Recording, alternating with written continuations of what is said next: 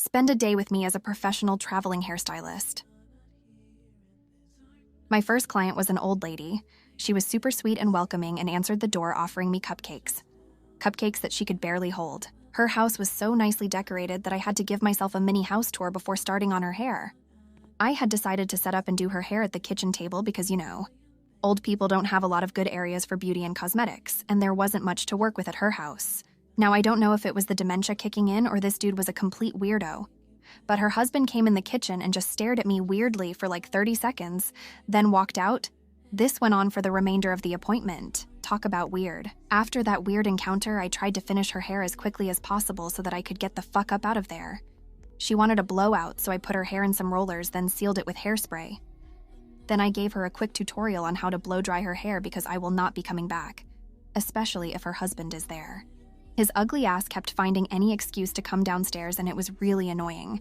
Anyways, her blowout came out really nice and they both were happy about it.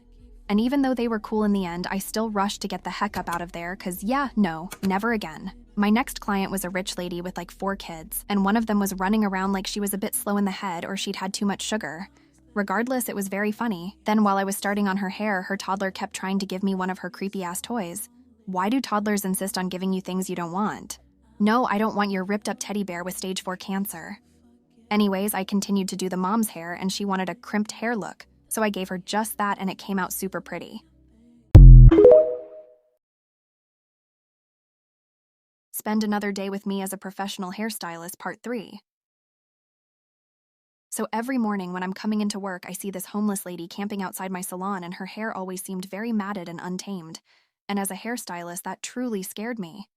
Plus, when I'm doing other people's hair, I catch her creepily staring at me as if she wants her hair done too.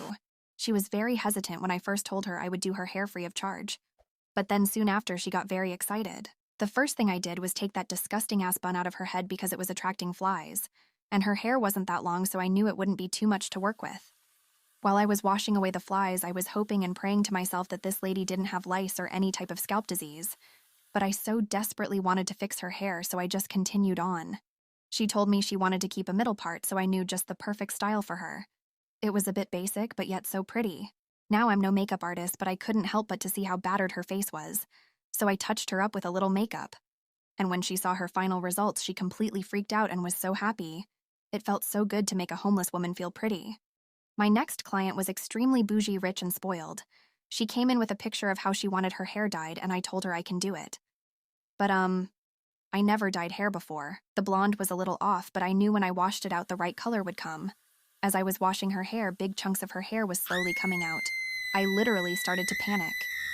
She was also panicking and completely losing it, so I told her I'd fix it the best I could. I used what little hair she had left and turned it into finger waves. I didn't charge her a dime because I knew this was a disaster. She walked out talking shit on the phone, but I didn't care because I knew I messed up bad. Spend the day with me as a professional hairstylist, part 2. My first client was my best friend and she had no idea what she wanted, so I told her I would freestyle it. When it was time to wash her hair, I almost wanted to tell her to go home because her hair was so thick and coarse, but I remained a proper soldier and saw it through. I brushed it out, braided it, and after what felt like decades, I got it into a wig cap because she requested a wig. Then boom! Before I knew it, I was finished and she was in love with her hair and looked beautiful.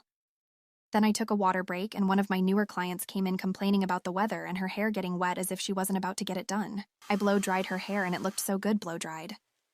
But unfortunately, that wasn't the style she wanted. It was this. And honestly, it looked so good on her. One of the best styles I've ever done. I was so proud. I ended up charging her an extra $50 for taking her pictures because, bitch, I'm not your personal photographer. And just when I thought I got a break, my mom dropped my badass little sister off so that I could do her hair. She was running around touching stuff that didn't belong to her, so I made her ass stand in a corner so she could calm the heck down. And this little girl had the audacity to cry while getting her hair washed after behaving like that? Anyways, I brushed her out, braided her hair up, and I turned that little frown upside down. She looked so adorable and she forgave me for making her cry.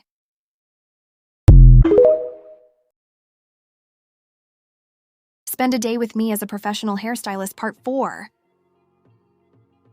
This lady came in with her baby asking me to do something cute and simple. And after she gave me her baby, she just walked right out like I was some babysitter. Anyways, I took her to my sink to shampoo her hair, and surprisingly, she didn't cry at all.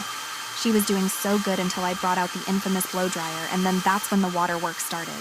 The crying was really stressing me out, so I drenched her hair in more water, then began brushing it, and surely enough, she stopped crying. This hairstyle actually took longer than it should have because I was trying my best not to be heavy-handed on her head. This is exactly why I don't like working on kids. I sprayed some oil sheen on her head to seal the look. She looked so adorable with her bun, I low-key wanted to snuggle her up. And about an hour after me calling her mom to come pick her up, the bitch still wasn't here. Now I was really getting annoyed because I had more clients to do. Then on top of that, the little shit started crying again, like, swear to God, I think I was starting to lose hairs. I tried cheering her up by doing this goofy-ass dance. I looked so ridiculous, but she stopped crying.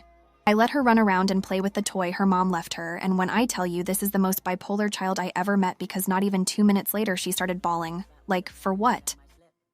Its mom finally got there and it ran to her like I had done something bad to it. The lady started pressing me like I actually did do something and tried to fight me. I immediately dialed 911 because I'm not the one to fight and I will call the cops on you. Police arrived, arrested her, took the baby too. And as unbothered as I can be, I called up my next client because I wasn't going to miss out on money. She had already washed her hair, so all I had to do was take out her clip, blow dry her hair, brush it out a little, and style it. I had to put it into a very sleek high bun because she wanted a ponytail with extensions. I wouldn't consider this a day-to-day hairstyle, but because it was for her prom, I approved. She looked so good and I knew she was about to eat everyone up for prom. Flicked up for her Instagram and she posted my work on her page.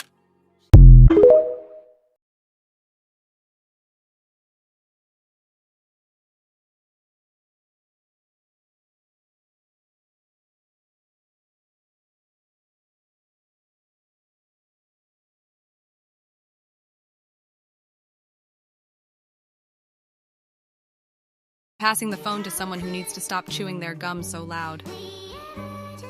I'm passing the phone to someone who has a super cute hairstyle. I'm passing the phone to someone who is always in a fight. I'm passing the phone back to someone who spends hours doing their makeup even though they don't need it.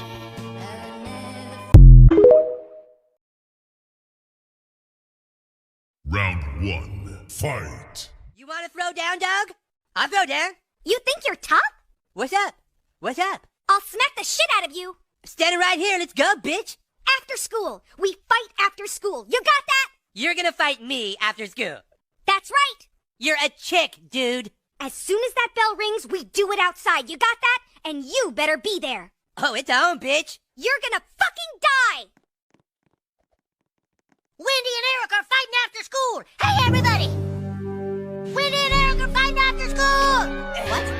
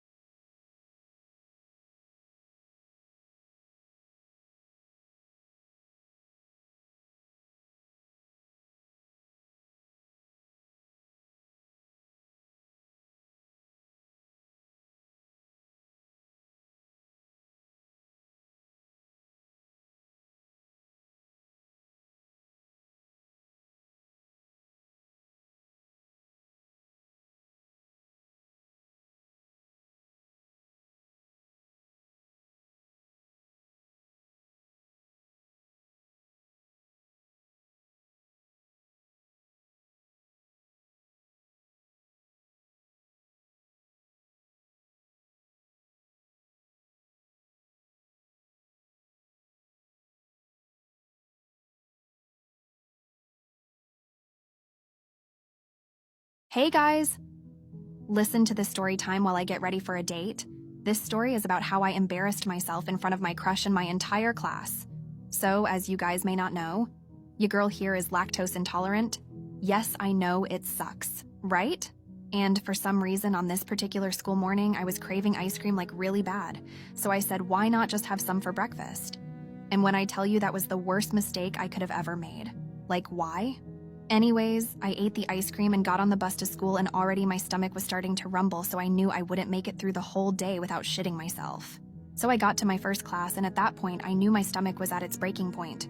because while I was sitting in class minding my business, my ass ripped the biggest King Kong Godzilla fart known to mankind. Like, why did it have to come out while I was in the middle of class? Better yet, while my crush was present. And it wasn't just a regular little quick fart, it was a ripple of farts. It sounded like I had sharted myself. Yep, that's exactly how it sounded. The fart was so loud that the teacher stopped the lesson and asked me if I needed to be excused. God, it was so embarrassing, and to top it all off, the farts smelt like death. The whole class was snickering and tried to hide the fact that they were. When I saw my crush laughing too, it literally crushed my spirit so badly I had to leave the classroom. When I got to the bathroom to finish my business, surprisingly, I didn't shit myself.